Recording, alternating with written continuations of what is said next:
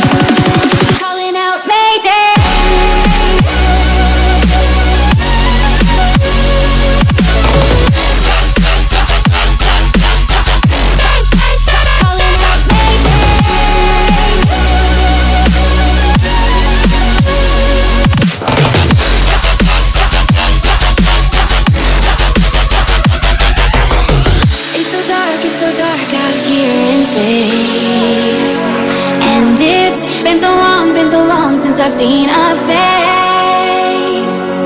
My eyes are shut but I can see the void between you and me.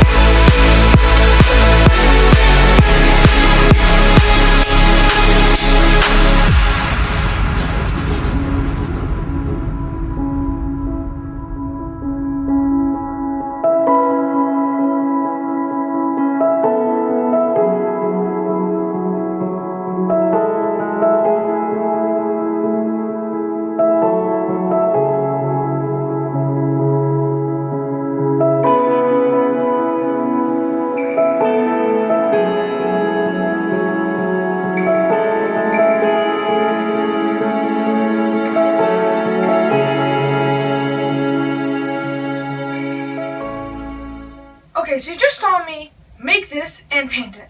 And I just want to tell you first off that how it showed in time-lapse was like my 4th attempt.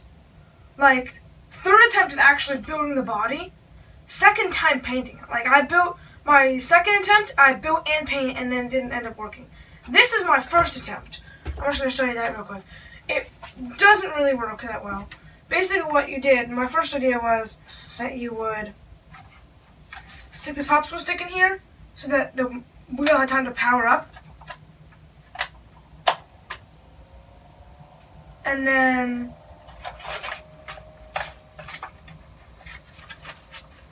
you would pull this out and it would kind of shoot out the money. This particular motor did not have enough power. It used to work better. It's not working better now because I think these batteries are dead. But, so this one took 4 batteries. 4 AA batteries. I have a new battery pack in there. So, that was like my first attempt. My 2nd attempt, I built a 2nd body, for it. And I put in that motor, and I tried it again. That one didn't work as well. It worked okay. I still had 4 batteries. Then I tried a couple, pulled out all of the motors, gutted it all, tried again. Didn't work as well. This is the 3rd body and 4th attempt. So what I have in here, I have the same motor from there because I have 2 of those motors, but I use the gears. The end, I used a Lego gear actually, and some Lego pieces, and this Lego wheel covered in silly putty to make it stickier. And this time I have 6 batteries, 6 AA batteries, powering this big motor right here. So it turns like that. When you see, put the switch, a lot more power, a lot more torque. So if I just put this in, I can demonstrate it working. So I just put that in here. I take this money. It is play money because I didn't feel like losing real money. And I had a bunch of this sitting there. So, you load it in, you close at the top, and then when it goes down, it goes in faster. That's basically it. I already made a giant mess. I'm gonna have to clean that up. So I'm just gonna take this money out. I'm gonna slide that all over. So, let's get into the templates, and there's some stuff that isn't on the templates. So, there is this side piece, the bottom, and the top are all the same piece. The top just has this cutout. So basically what happened on the top is this all around here is paper cardboard. So basically I pulled off the back of all this and left just the paper cardboard around here and then cut it out. If that makes sense. To make it like a trapdoor with the smooth edges. Since I figured this would probably be the last attempt, I made it with a seamless technique. And there's a video right there. Click on that to see how to do seamless cardboard. And basically, I'll try to explain it here. What you do is you just this part right here is paper cardboard. So I cut out, leaving just paper cardboard right here, so that I could sink them in and leave it just a pretty flush seam. If that doesn't make sense, once again, click up there. That will take you to a video about that. So I did that. That was what I did for everything. So all pieces are. This is the only exposed seam, but that even goes in. So I have templates for the back. The front just is the back with a slit. And I have pieces for these sides, and then you just take a piece of cardboard and wrap it around. Using that same technique to keep it seamless. And I did this kind of paint job. I really like how the paint job came out. I created a stencil for my logo, and I painted that on. You don't have to do a stencil. You don't even have to paint it. That's just what I wanted to do. I have this nice switch inside the handle. There's wires running up. I had a hard time fitting everything in. It would help if you had a smaller motor, but I was just using a motor I already had. And this is a switch. It kind of springs back because there's a rubber band inside there.